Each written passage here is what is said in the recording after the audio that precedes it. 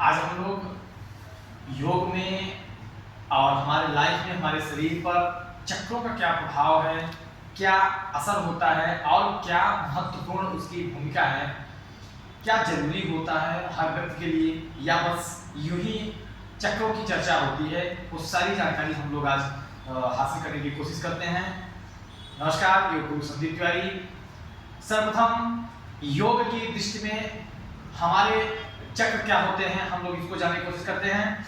हमारे चक्रों का सुषुम्ना से विशेष संबंध होता है। सुषुम्ना कई बार हम लोग पिछले कई वीडियो में चर्चा कर चुके हैं, जो कि टेलबोन से लेकर आज्ञा चक्र तक जाता है, वो सुषुम्ना नाड़ी बोला जाता है। योग में सुषुम्ना नाड़ी बहुत ही महत्वपूर्ण तथा शीर्ष नाड़ी मानी गई है। यह नाड़ी गुदा के पास से मेरुदंड के भीतर होते हुए मस्तिष्क के ऊपर चली जाती है। गुदा के मूल में बाएं से इड़ा और पिंगला नाड़ी नासिका तक गई है। भूमध्य में ये तीनों नाड़ियां आपस में मिलती हैं। हमारी इड़ा और पिंगला से श्वास प्रश्वास के रूप में प्राण शक्ति सदैव प्रवाहित होती रहती है।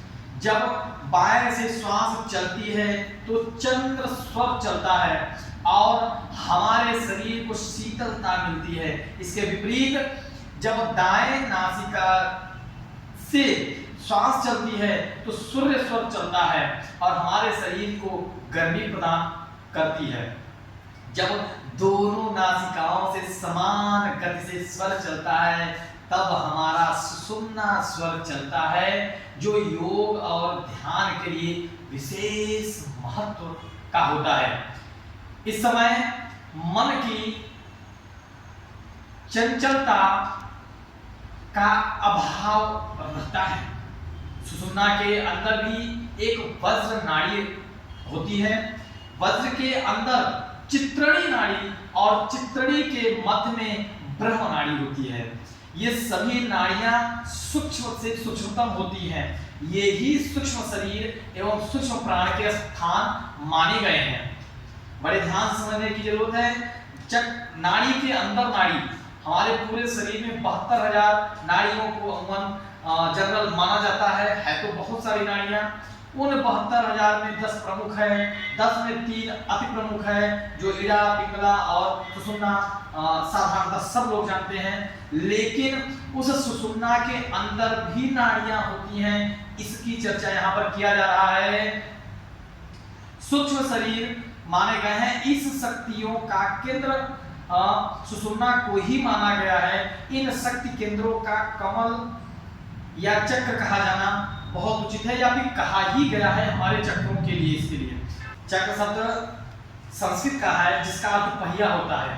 शरीर में स्थित इन चक्रों की संख्या के बारे में अलग अलग मत है, अलग अलग योगियों का। कुछ योगी 7 चक्र मानते हैं और कुछ योगी इससे अधिक चक्र मानते हैं। ये चक्र हमारे ऊर्जा केंद्र हैं और यह पृथ्वी, सूर्य तथा वायु से ऊर्जा लेकर इसे हमारे शरीर में पहुंचाते हैं। आज के शरीर रचना वैज्ञानिक इन्हें अंतःस्रावी ग्रंथियां बतलाते हैं। इन चक्रों के अलग अलग कार्य हैं। क्या? ऊपर के 3 चक्र सहस्रार चक्र, आज्ञा चक्र और विशुद्धि चक्र आकाश तत्व से जुड़े माने जाते हैं। नीचे के 3 चक्र मणिपुर चक्र, स्वाधिष्ठान चक्र और मूलाधार चक्र पृथ्वी तल से जुड़े माने जाते हैं। बीच के अनाहत चक्र दोनों का संतुलन करता है। हर चक्र का अपना एक महत्व होता है। अगर एक चक्र असंतुलित होता है तो इसका प्रभाव सभी चक्रों पर पड़ता है। इन चक्रों पर हमारे शरीर में होने वाले किसी भी प्रकार के शारीरिक, मानसिक और आध्यात्मिक आवेगों का असर पड़ता है। तब इन असर का मानसिक तनाव या नकारात्मक मनोभावों से ग्रसित हो जाना तुरंत असरकारक हो जाता है। तब इन चक्रों का संतुलन बिगड़ जाता है।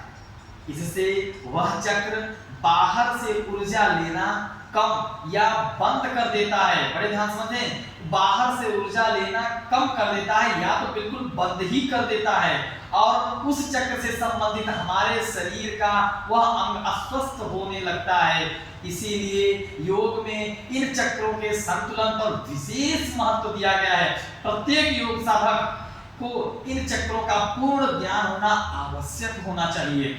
योग की दृष्टि में इन चक्रों की संख्या 7 है, जिसका विवरण निम्नलिखित है। आगे हम लोग चर्चा कर रहे हैं। पहला मूलाधार चक्र, सबसे नीचे। योग में इसका स्थान रीढ़ की हड्डी में एवं गुदा से लगभग 4 अंगुल ऊपर होता है। यह हमारी भौतिक शक्ति के सृजन का मुख्य केंद्र है। यह मजबूती, प्रचुरता और संपन्नता का भी केंद्र माना गया है। हमारी कुंडलिनी नामक दिव्य शक्ति इसी मूलाधार में 3.5 फेरा मारे स्थित रहती है। अपान वायु इसका प्राण माना गया है। इसका गुण गंध है तथा इसका आकार चौकोर है, और इसका रक्त रंग के समान माना गया है। इसमें 4 दल हैं। इसका तत्व पृथ्वी है। रीढ़ की हड्डी से संबंधित कष्ट जैसे दमा, कैंसर, एलर्जी, स्पाइनल कॉर्ड संबंधित आदि रोग इस चक्र के असंतुलन होने से होते हैं। इसकी कम सक्रियता से हमारे जीवन में चिंता, परेशानी, उदासी एवं शक्तिहीनता आने लगती है। स्वस्थ मूलाधार चक्र हमारे अच्छे स्वास्थ्य का आधार है। दूसरे नंबर पर है स्वाधिष्ठान चक्र। इसका स्थान नाभि से लगभग 3 इंच नीचे तथा मूलाधार से लगभग 2 इंच ऊपर पेड़ू के पास, पेड़ू एक स्थान होता है, पेड़ू के पास स्थित होता है। यह काम शक्ति का केंद्र माना गया है। इससे संबंधित अंग हमारी प्रजनन अंगों के अलावा दोनों पैर भी हैं। व्यान वायु इसका प्राण माना गया है, और इसका आकार अर्धचंद्राकार तथा इसका वर्ण श्वेत है। यह 6 दलों वाला है तथा सिंदूरी रंग का होता है। इसका तत्व जल होता है। इसकी ज्ञानेंद्रिय, रसना तथा कर्मेंद्रिय लिंग है। इस चक्र की खराबी से हमारे शरीर में कफ, खांसी, श्वास, मूत्र रोग अथवा अर्थराइटिस संबंधी रोग होने लगते हैं।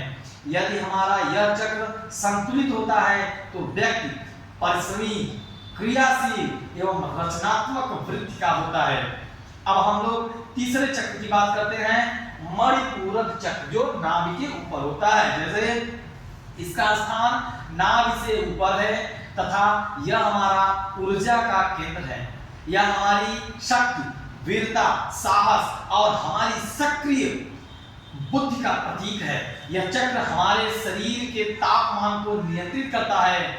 हमारे शरीर के अंग, लीवर, आमाशय, पाचन संस्थान तथा हमारा गॉल ब्लैडर इससे संबंधित है। समान वायु इसका प्राण माना गया है। इसका आकार मध्य त्रिकोणाकार तथा रंग इसका रक्त के समान होता है। इसका तत्व अग्नि है। इस चक्र की खराबी से हमारा पाचन तंत्र खराब होने लगता है, और मधुमेह, पीलिया, अल्सर, हृदय रोग आदि रोग इसके ठीक ढंग से कार्य नहीं करने के कारण होते हैं। अब चौथे की बात करते हैं हम लोग, हृदय चक्र। यह 1 2 3 4 ये जो नमस्कार है एकदम बिल्कुल वक्षस्थल पर होता है हृदय चक्र। यह वक्षस्थल के मध्य में होता है और हृदय के समीप होने से इसे हृदय चक्र कहते हैं। इसे अनाहत चक्र भी कहा जाता है। यह हमारी करुणा, प्रेम, दया, अपनापन और भावनाओं का मुख्य केंद्र माना गया है। थाइमस ग्रंथि हृदय, लीवर, फेफड़े तथा रक्त प्रवाह इससे संबंधित होते हैं। हृदय चक्र और मणिपूरक चक्र दोनों एक दूसरे के पूरक होते हैं। इसके 12 दल हैं तथा यह खटकोणाकार एवं हरे रंग का होता है। इसका तत्व वायु है तथा गुण स्पर्श है। प्राणवायु इसका प्राण है। यह आकाश तत्व पृथ्वी तत्व के चक्रों में सामंजस्य स्थापित करता है। अगले नंबर पे हम लोग 5वें चक्र की चर्चा करते हैं, जिसका नाम है विशुद्धि चक्र। बिल्कुल थ्रोट पर, गर्दन पर यह चक्र गर्दन के नीचे स्थित होता है तथा यह थायराइड और पैराथायराइड ग्रंथि के पास स्थित है। इसे हमारे संचार और अभिव्यक्ति का केंद्र माना गया है। इसका रंग नीला होता है। इस चक्र की खराबी से दमा, मोटापा तथा थायराइड संबंधी रोग हो जाते हैं। इसके 16 दल हैं तथा इसका तत्व आकाश है। अब हम लोग नंबर 6 आज्ञा चक्र की बात करते हैं। यह चक्र मस्तक पर दोनों भावों के मध्य बीच में स्थित है। इस चक्र को तीसरी आंख, थर्ड आई, त्रिनेत्र भी कहा जाता है। यह हमारे अंतर ज्ञान का केंद्र है तथा इस चक्र पर ध्यान करने से हमारे विवेक और बुद्धि जागृत होने लगते हैं। यह चक्र हमारी पिट्यूटरी ग्लैंड ग्रंथि से संबंधित होती है। इसमें 2 दल होते हैं। और अब हम लोग बात करते हैं सबसे ऊपर 7वें नंबर सहस्रार चक्र के बारे में। सिर के ठीक ऊपर मध्य में जहां छोटे बच्चों का बिल्कुल ऊपरी केंद्र होता है, सहस्रार चक्र कहलाता है। इसे आध्यात्म और दिव्य ज्ञान का केंद्र माना जाता है। इस चक्र से सारे शरीर में ऊर्जा प्रवाहित होने लगती है। उसी दिमाग व पीनियल ग्रंथि तथा हमारी आंखें इस चक्र से संबंधित होती हैं। यहाँ पर कुंडलिनी शक्ति परमात्मा शक्ति से मिलती है और इसे शिव और शक्ति का मिलन केंद्र कहा जाता है। पूर्ण शरीर के स्वास्थ्य के लिए यह चक्र बड़ा ही प्रभावकारी माना गया है। चक्रों से संबंधित जितनी भी चीजें हम लोग अभी चर्चा कर रहे हैं, 7 चक्रों के बाद में आप ये जानने की कोशिश करें कि ये 7 चक्र को बिल्कुल विधिवत से समझने की कोशिश करें और इसको अपने अनुकूल करने की कोशिश करें, जिससे हम बिल्कुल स्वस्थ जीवन को जी सकते हैं। बहुत बड़ी चीज होती है लेकिन बहुत कठिन चीज नहीं होती है। हमें बस अपने अनुकूल चक्रों को करने के लिए कुछ योगासन, कुछ मुद्रा होते हैं, जिसको करते रहने से हमारे सारे के सारे चक्र हमारे अनुकूल रहते हैं और हमें स्वस्थता प्रदान करते रहते हैं। नमस्कार, योग गुरु संदीप तिवारी।